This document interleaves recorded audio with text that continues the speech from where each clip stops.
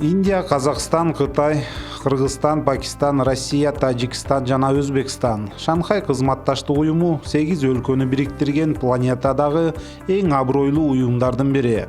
Калкынын саны 3 миллиардтан ашуун, аянты менен да айырмаланып, дээрлик адамзаттын жарымынын кызыкчылыгын коргогон бирикме. Башка эл аралык уюмдар жыл сайын өткөн Шанхай кызматташтык уюмунун таасири күчөп баратканын жана ал бүгүнкү дүйнө түзүлүшүндө негиз салуучу экенин белгилешет. Буга чейин көп жылдар бою аны президенттердин баарлашуу клубу катары кабыл алышчу. Этот имидж ШОСу необходимо менять. Шанхай кызматташтык уюму бул имиджин алмаштырышы зарыл. Балким дал Бишкектеги жыйындан кийин Шанхай кызматташтык уюму анда маанилүү стратегиялык долбоорлор кабыл алынган жана бул долбоорлор сөзсүз түрдө ишке ашырылат делген уюм катары кабыл алына баштайт.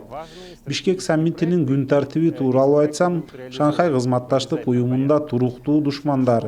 Бул экстремизм, терроризм жана сепаратизм. Бул өлкөлөр туш келип жаткан чакырыктар. Андыктан бул уюмдун күн тартиби регионалдык коопсуздукту камсыздоонун айланасында түзүлгөн. Шанхай кызматташтык уюмунун ишмердигин приоритеттүү багыттары коопсуздук, терроризмге каршы күрөш, экономика жана гуманитардык байланыштар. Дүйнөдөгү жана региондогу жаңы коркунучтарга Шанхай кызматташтык уюмунун коргонуу күчтөрү биргелешип каршы туруп келет. Серепчилер муну чоң жетишкендик катары айтышат. Шанхай кызматташтык уюму түзүлгөндө эле негизги 3 жамандыкка, террорчулукка, сепаратизмге жана экстремизмге каршы күрөшүү милдети желеги астында иш жүргүзөт. Терроризмге каршы борбордун түзүлүшүнүн, биргелешкен машыгуулардын да мааниси ошондо. Бул абдан акылман стратегия экенин мезгил көрсөтүүдө. Начиная с 1999 года 1999 жылдан тартып Кыргызстан Борбор Азиянын башка өлкөлөрүндө эле эл аралык террористтердин бутасына айланды. Бишкектин демилгеси менен Шанхай кызматташтык уюмунун регионалдык антитеррордук түзүмү түзүлгөн, маалымат алмашуу жүрүүдө. Биз муну пайдаланып атабыз. Мисалы, февралда антитеррордук борбордун отурумунда Борбор Азиянын 4,5 миңден ашуун жаранына каттоо карточкасы түзүлгөнү айтылды. Бул террористтер Сирия, Ирак аймагындагы мыйзамсыз куралдуу уюмдардын катышуучулары. Бизде өзүбүздүн күч, каражат жетишсиз мындай каттоо карточкаларын түзүүгө. Бирок мындай биргелешкен аракеттер менен ага ээ болуп атабыз. Ага жараша биздин укук коргоо органдарыбыз аны пайдаланууда. Кыргызстан саясий тармакта кызматташтыкты мындан ары бекемдөөгө, коопсуздукту жогорулатууга, Шанхай кызматташтык уюмунун соода-экономикалык жана маданий-гуманитардык жактарын активдештирүүгө даяр. Президент Сооронбай Жээнбеков 22 майда Шанхай кызматташтык уюмуна мүчө мамлекеттердин тышкы иштер министрлери менен жолугушууда Шанхай кызматташтык уюму бүгүнкү күндө уникалдуу эл аралык бирикме экенин, өз ара мамилелерде Шанхай духу бекем калыптанганын белгилеген. Бул жөн гана декларация эмес, өз ара ишенишүү, тең укуктуулук жана урматтоонун чыныгы иштеген принциби деп кошумчалады.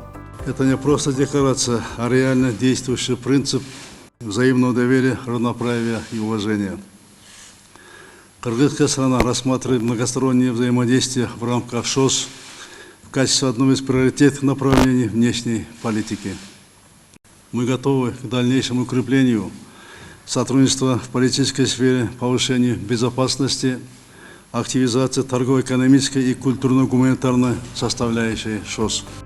Президент баса белгилегендей, уюмга төрагалык кылууда Кыргызстан шериктештиктин практикалык жагын өнүктүрүүгө күч жумшаган.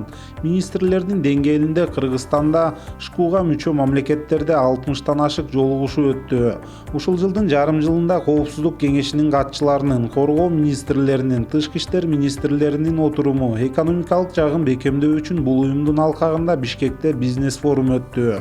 Элдердин достугун жана маданий интеграциясын өнүктүрүү максатында Ысык көлдүн жээгинде жибек жолу эл аралык марафон өткөрүлдү.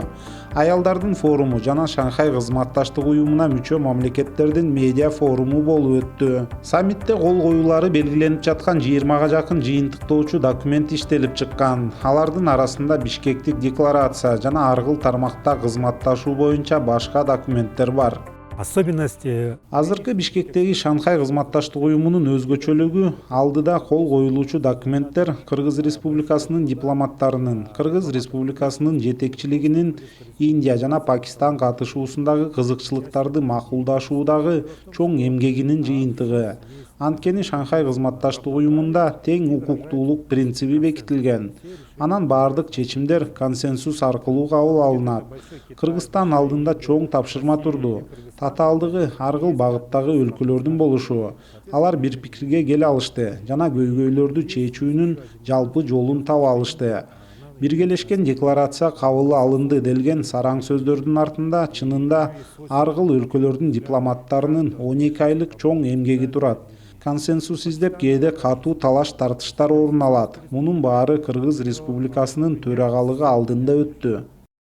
И в рамках этой организации, по сути дела, Бул уюмдун алкагында Сооронбай Жээнбеков Кыргызстандын тышкы саясатындагы долбоор программаларын тааныштыра алат. Бизде жакында эле тышкы саясаттын жаңы концепциясы кабыл алынды.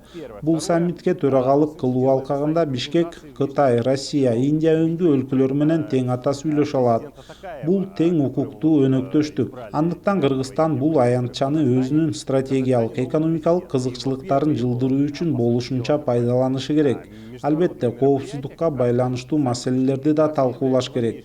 Анткени коопсуздук камсыздалбайын, соода экономикалык кызматташтыкты талкуулоо кыйын. Шанхай кызматташтык уюмуна мүчө өлкөлөр товарлардын, капиталдын, кызмат көрсөтүү жана технологиянын эркин жүгүртүүсүн камсыздоо үчүн соода жүргүзүүнү өнүктүрүү жагын көздөп келет. Ага жетишүү үчүн тиешелүү механизмдер иштелип, экономикада заманбап ыкмалар колдонулушу керек.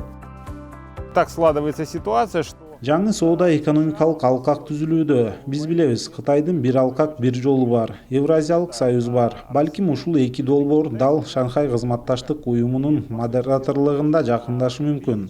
Кытай, Россия өңдүү өлкөлөр өздөрүнүн экономикалык мүмкүнчүлүктөрүн көбөйтүүгө кызыктар.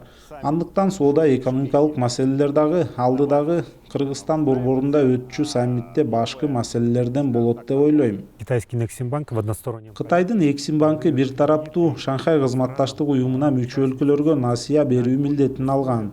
Анын шарттары Дүйнөлүк банк эл аралык өнүгүү ассоциациясыныкындай эле. Жылына максимум 1,5–2%. Жеңилдетилген мезгил 7ден 15 жылга чейин. Мындай шарт менен башка эч ким бербейт. Азыр бизде мисалы Казакстан, Россия базарына эт продукциясын чыгаруу көйгөйлүү болуп атса, Кашкар, Үрүмчү базары ачылууда. Мисалы быйыл апрелде бир алкак бир жол форумунда Кытай төрагасы соода инвестициялык мыйзамдар өзгөрүп жатканын билдирген.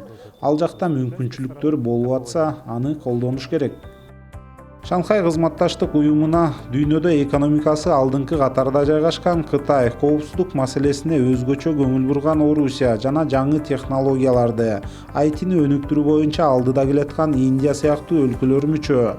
Бул уюм 21-кылымдагы эң чоң саясий жана экономикалык борборго айлана баштады дегенден кабар берет. Ал эми геосаясий жактан алып караганда, экономика, коопсуздук жана саясий жактан да кыя өтпөй турган өлкө бул биздин Кыргызстан.